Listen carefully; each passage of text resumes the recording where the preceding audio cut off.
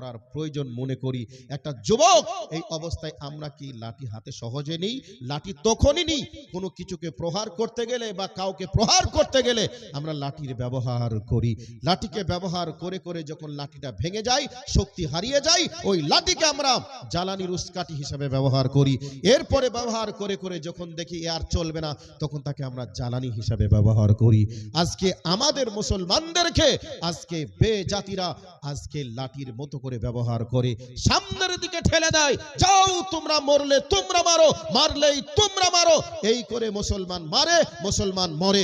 আবার যারা জেলে যায় এরাও মুসলমান জেলে যায়, কিন্তু চেয়ারে যারা বসে আছে তারা মুসলমান নয়। এর পরেও আমরা সিপিএম টিএমসি আজও ব্যতিব্যস্ত হয়ে আছি। সম্মানিত উপস্থিতি, আমরা বুঝবো কবে, আমাদের হুঁশটা আসবে কবে? গত পরশু দিনের একটা নিউজ যে আমাদের মুর্শিদাবাদে একজন শিক্ষক মাস্টার, শিক্ষিত পরিবার, এরপরেও ওই ব্যক্তির অপরাধ একটা ইসলামিক সংগঠন করে। এই অপরাধে রাতের অন্ধকারে একবারে জিরো লেভেল থেকে নিয়ে উপর লেভেল পর্যন্ত সকলে পরিকল্পিতভাবে হিরোইন রাখার চেষ্টা করে তাকে ফাঁসিয়ে জেলখানায় রেখে দেওয়ার পাঁয়তারা তারা করেছে। এরপরেও আমরা সিপিএম কংগ্রেস টিএমসি নিয়ে ব্যস্ত থাকব? আপনি মুসলমান এবং ইসলাম নিয়ে যদি কথা বলেন, সাথে সাথে আপনাকে অপরাধী প্রমাণ করানো হবে। আপনার জাতির জন্য যদি কথা বলেন, আপনাকে অপরাধী প্রমাণ করানো হবে। একথা বর্তমান প্রেক্ষাপটের সঙ্গে দিনের আলোর মতো পরিষ্কার এটা চলছে। এরপরেও আমরা বুঝবো কবে? সম্মানিত উপস্থিতি, এগুলি হবে, কিছু করার নেই। ততদিন চলবে যতদিন পর্যন্ত আল্লাহকে রাজি খুশি না করতে পারবো। আজকে আল্লাহর মার জগতের বার বলে একটা কথা আছে, এখন আল্লাহর মার শুরু হয়েছে। এখন যদি আল্লাহকে রাজি করতে পারি তাহলে এই মার বিদায় নেবে, আর আল্লাহকে যদি রাজি না করতে পারি তাহলে মায়ানমারে যেভাবে পিটানি হয়েছে, যেভাবে চীনে মুসলমানরা মার খেয়েছে, সেভাবে আমরা মুসলমানরা মার খাবো। কিছু করার নেই। এ মার জনগণের মাত্র, কিন্তু এই ইশারা হচ্ছে আল্লাহ সুবহানাহু ওয়া তাআলার। সম্মানিত উপস্থিতি, আজকে মুসলমান, একটা হাদিস ছোট্ট করে শোনাই। আল্লাহর নবী একটা হাদিসে 10টি বিষয়ের পয়েন্ট বলেছেন। তার মধ্যে একটা হলো আল্লাহর নবী হযরত মুআজ বিন জাবালকে বলছেন, হে মুআজ বিন জাবাল, লা তাতরুকান্না সালাতাল মাকতুবাতা। আল্লাহর নবী মুআজ বিন জাবালকে বলছেন, হে মুআজ বিন জাবাল, খবরদার ইচ্ছাকৃত ফরজ নামাজ ত্যাগ করিও না। যদি ফরজ নামাজ ত্যাগ করো তাহলে তোমার রবের সঙ্গে তোমার সম্পর্ক কেটে যাবে, নষ্ট হয়ে যাবে। উদাহরণস্বরূপ বলছি, উদাহরণ দিতে গেলে সময় লেগে যাবে। যে হাদিসটা বলছি এই হাদিসের দিকে একটু আমরা মনোযোগী হই।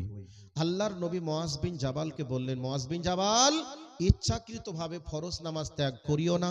যদি ফরজ নামাজ ত্যাগ করো আল্লাহর সঙ্গে সম্পর্ক তোমার কেটে যাবে, নষ্ট হয়ে যাবে। উদাহরণ, একটা তার আর একটা তারের সঙ্গে যদি জয়েন্ট লেগে থাকে তাহলে কারেন্ট আসবে, মিডিলে যদি কেটে যায় তাহলে কি আর কানেকশন থাকবে? থাকবে না। আজকে আমরা সালাত ছেড়েছি, তৌহিদ ছেড়েছি, আল্লাহর সঙ্গে আমাদের সম্পর্ক নষ্ট করেছি। এবার চলে আসুন, বর্তমানে পৃথিবীতে আমরা মুসলমান মানে আমরা সকলেই জানি আমাদেরকে সালাত আদায় করতে হবে। সালাত আদায় করতে হবে এ কথা কারুর কেউ বলতে পারবে না যে আমরা জানি না। সকলেই আমরা জানি সালাত আদায় করতেই হবে। এটা জানার পরেও আমরা শতকরা কয়জন সালাত আদায় করি? শতকরা 8 জন। 8 জন আবার সালাত আদায় যারা করে রসুলের পদ্ধতিতে সবাই করে না। আবার কেউ যদি রসুলের পদ্ধতিতে করে তাহলে তার রুজি রুটির ব্যাপারে আবার অনেক সমস্যা আছে। তাহলে বাদ ছাদ দিয়ে কয় পার্সেন্ট লোক সঠিকভাবে আমরা আল্লাহর ইবাদত করি একটু আমরা মিলিয়ে দেখি। এরপর আমরা বলবো আমরা মুসলমান। আমরা মুসলমান, আমাদেরকে মারছে কেন, মারবে কেন, এ প্রতিবাদ আমরা করার চেষ্টা করব। তবে আল্লাহর নবী সাল্লাল্লাহু আলাইহি ওয়াসাল্লাম বলছেন, তোমরা সালাত ছেড়ে দিয়েছো মানে আমার সঙ্গে তোমাদের সম্পর্ক কেটে গেছে। সম্পর্ক যদি কেটে যায় তাহলে সে মার খেলে মানে তাকে মারলে কি আর না মারলে কি, এই অবস্থায় যদি আল্লাহ আল্লাহ করে ডাকি আল্লাহ সাড়া দেবে, এটাকে আপনার মনে হয়? মনে হয় না, মনে হবেও না। কাজে আজকে আমরা মুসলমান আল্লাহর সঙ্গে সম্পর্ক কেটেছি, আল্লাহর সঙ্গে সম্পর্ক ছেড়েছি, এই জন্য আমাদের পিটানি এসেছে। এখন আল্লাহর সঙ্গে সম্পর্ক যদি করি তাহলে আমরা বাঁচতে পারবো, না হলে বাঁচার কোনো পথ নেই।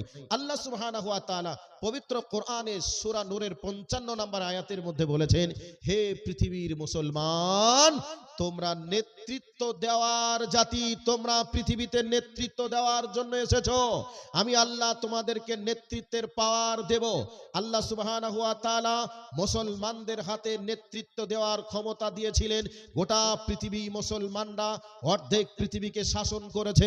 এই ভারতবর্ষে 800 বছর 900 বছর এই ভারতবর্ষে মুসলমানরা শাসন করেছে। এরপরে মুসলমানরা কোরআন হাদিস থেকে বাইরে চলে যাওয়ার অপরাধে মুসলমানদের হাত থেকে ক্ষমতা চলে গেছে। সম্মানিত উপস্থিতি, আল্লাহ সুবহানাহু ওয়া তাআলা বলছেন, ওয়াদাল্লাহুল্লাযিনা আমানু মিনকুম ওয়া আমিলুস সালিহাতি লা ইস্তাখলিফান্নাহুম ফিল আরদি। আল্লাহ রাব্বুল আলামিন বলছেন, হে পৃথিবীর মানুষ, তোমরা শুনে রাখো, আমি আল্লাহ ওয়াদা করেছি, তোমরা যদি নেক আমল করো আর তোমরা যদি আল্লাহর প্রতি বিশ্বাস স্থাপন করো, নেক আমল করো, আমি আল্লাহ তোমাদেরকে এই জমিনের নেতৃত্ব দেওয়ার ক্ষমতা দান করব। একথা আল্লাহ সুবহানাহু ওয়া তাআলা বলেছেন। তাহলে এই পৃথিবীতে আমাদের নেতৃত্ব পেতে হলে কি করা লাগবে? আল্লাহর ইবাদত করা লাগবে এবং আল্লাহ সুবহানাহু ওয়া তাআলার উপরে অকট্ট ঈমান নিয়ে আসা লাগবে। তাহলে যদি ঈমান নিয়ে আসতে পারি আর যদি আমরা ভালো কাজ করতে পারি, এই পৃথিবীতে নেতৃত্ব আমরা দিতে পারবো। পরের গোলামি করা লাগবে না। একমাত্র আল্লাহর যদি গোলামি আমরা করতে পারি, গোটা পৃথিবী মুসলমানদের গোলামি করতে বাধ্য। আল্লাহর ইবাদত যদি করতে পারি তাহলে গোটা পৃথিবী আল্লাহ সুবহানাহু ওয়া তাআলা মুসলিমদের গোলাম বানিয়ে দিবেন। আর যারা আজকে মারবো কাটবো বলে হুঙ্কার দিচ্ছে, এদের সব বন্ধ হয়ে যাবে। বঙ্গোপসাগরে নিক্ষেপ করতে আল্লাহ সুবহানাহু ওয়া তাআলার কাছে কোনো সময় লাগবে না। কাজেই আমরা আল্লাহর ইবাদত যদি শুরু করে দিই, আল্লাহর প্রতি যদি আমাদের অকট্ট ঈমান বিশ্বাস এসে যায়, তাহলে এই গোটা পৃথিবীতে আবার বিপ্লব আসবে। আর বিপ্লব তখনই আসবে যখন আল্লাহর বান্দা হতে পারবো। আর যদি আল্লাহর বান্দা না হতে পারি, আর বিপ্লব আসা সম্ভব নয়। এবার আল্লাহ সুবহানাহু ওয়া তাআলা পবিত্র কোরআনে আর একটা আয়াত দিয়েছেন। এই আয়াতটা বলে শেষ করব, কারণ আপনাদের ওঠাউঠি শুরু হয়েছে আগে থেকেই এবং আপনাদের মনোযোগ নষ্ট হচ্ছে, এটাও আমি বুঝতে পারছি। এবার একটা কোরআনের আয়াত বলছি, ভালো করে কান করে কথাটা শোনার চেষ্টা করুন। আল্লাহ রাব্বুল আলামিন বলেন, ফালিয়াবুদু রাব্ব হাযাল বাইত আল্লাযী আত'আমাহুম মিন জু ওয়া আমানাহুম মিন খাউফ। আল্লাহ রাব্বুল আলামিন বলেন, যদি এই আয়াতটি বা সূরাটি কাবাকে কেন্দ্র করে আল্লাহ রাব্বুল আলামিন অবতীর্ণ করেছেন, তাহলে কাবা ঘরের যেমন মালিক আল্লাহ, গোটা পৃথিবীতে যত মসজিদ আছে এই মসজিদগুলিরও মালিক আল্লাহ। সেই আল্লাহ বলছেন, ফালিয়াবুদু রাব্ব হাযাল বাইত। আল্লাহ রাব্বুল আলামিন বলছেন, তোমরা আল্লাহর ঘর মসজিদে ঢুকে যাও, আর মসজিদের যিনি মালিক আল্লাহ, ওই আল্লাহর তোমরা ইবাদত করো। এবার আপনারা বলবেন, মাওলানা আল্লাহর ঘরে ঢুকলাম, ইবাদত করলাম, তাহলে কি হবে? আল্লাহ রাব্বুল আলামিন বলছেন, আল্লাযী আত'আমাহুম মিন জু।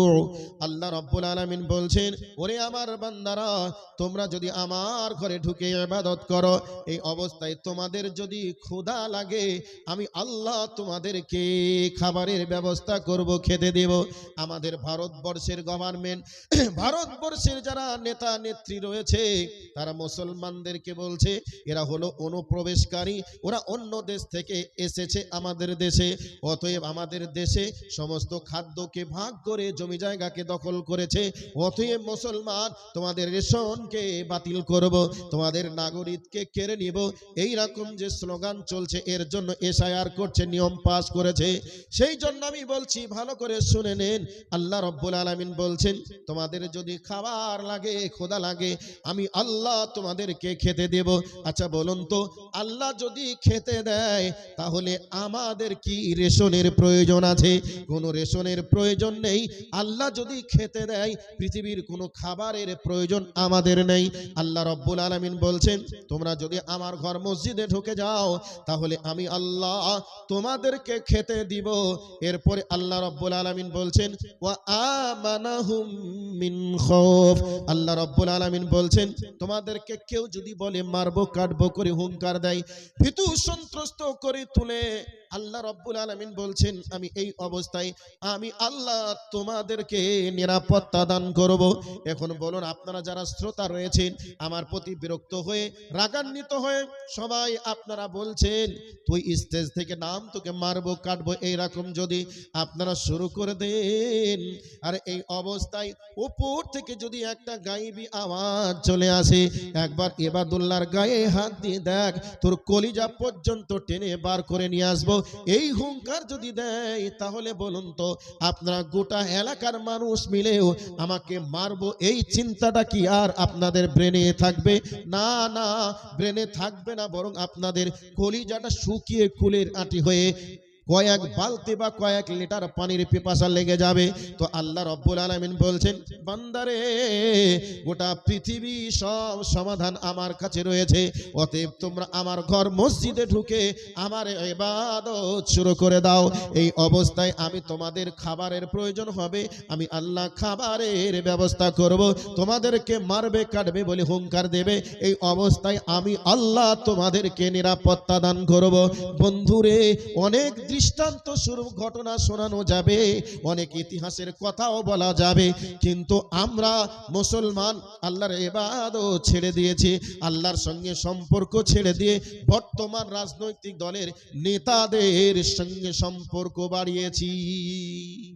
একটা রাজনৈতিক দলের নেতা আসবে, এমএলএ এমপির সঙ্গে যদি তার সম্পর্ক হয়ে যায়, বুকটা এমন করে চিতিয়ে হাঁটে আর বলে শালা আমার অমুক এমএলএ এর সঙ্গে আমার সম্পর্ক, এই দেখ তার সঙ্গে দেখা হয়েছিল, একটা সেলফি নেওয়া আছে, এর জন্য সে গর্বে আনন্দেই যেন ফেটে পড়ে।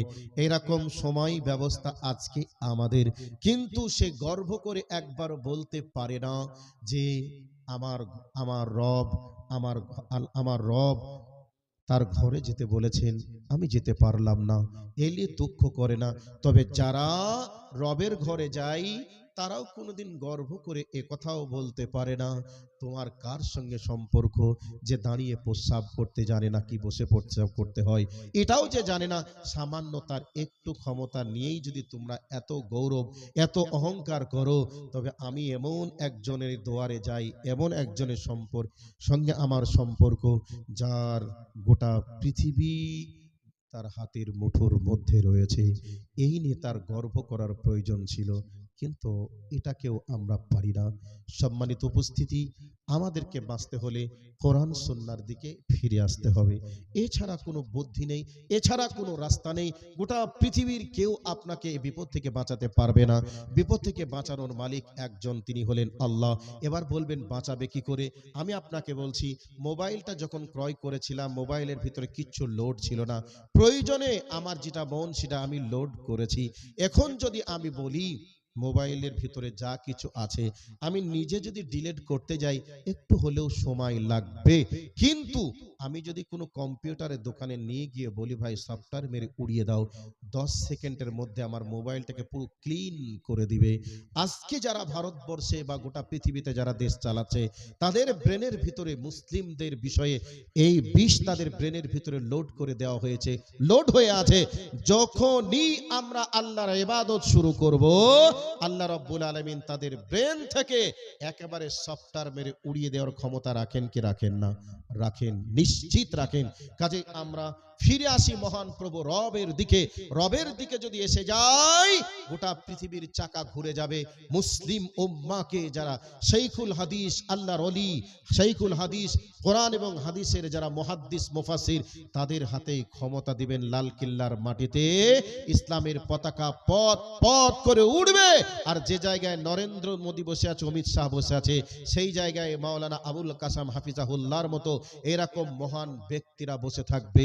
এর সুনিশ্চিত কোরআন এবং সুন্নাতে রয়েছে। কাজেই আমরা কোন জায়গায় যাচ্ছি? আল্লাহ রাব্বুল আলামিনের পথ, আল্লাহ রসুলের দেওয়া আদর্শ ভুলে গিয়ে আজকে আমরা শয়তানের গোলামি করার কারণে আজকে আমাদের এই অবস্থা তৈরি হয়েছে। সম্মানিত উপস্থিতি, অনেক কিছুই বলার ছিল, সময় স্বল্পতার কারণে বলে যেতে পারছি না। আপনাদের কাছে আর একটা রিকোয়েস্ট করে যাই, শেষের বেলায় একজন, কত আছে ভাই? 4,000 টাকা না?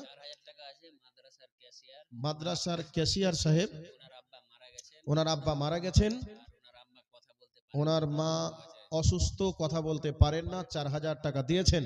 আল্লাহ, ওনার আব্বা যে জায়গায় চলে গেছেন ফিরে আসছিনি, কেউ আসবেও না। আর ওনার আব্বার জমির উপরে আজকে বাৎসরিক মানে মাদ্রাসাটা আছে, তাই তো? তো ওনার আব্বা না ফেরার দেশে চলে গেছে। আল্লাহ, জানি না কি অবস্থায় আছে, দয়া করে ওনার আব্বার